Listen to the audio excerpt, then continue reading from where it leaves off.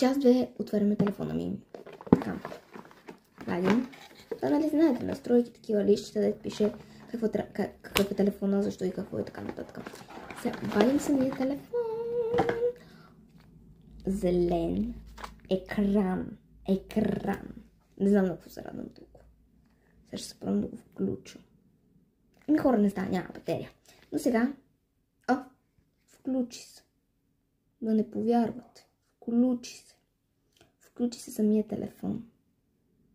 Окей. Докато се включвам. Нали? Сега ние ще му сложим новия кълъв. Като малко прилича, не знам, странен. И ужас.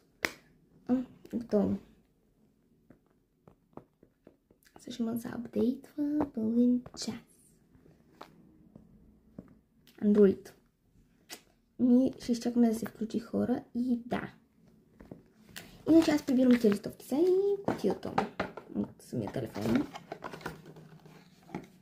И да. Чакаме. Някой друго направим. Чакаме. Но хора, не мисля, че ще се включи, защото няма батерия. И за това чао! И очаквайте още такива яки неща. Чао! Завръщам се с друга част, трета и телефона се включи.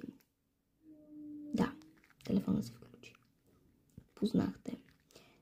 И имам игри, сега изтеглих си набързо някои игри, прехвърлях си от този телефон, който в момента правя, си прехвърлих някои неща.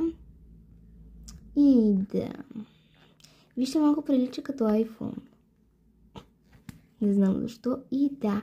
Добре, хора, чао. Абонирайте се за още такива неща и цъкайте. И нека да станем 30 абонати и по-скоро 50, че да може да има лайв. И да. Чао!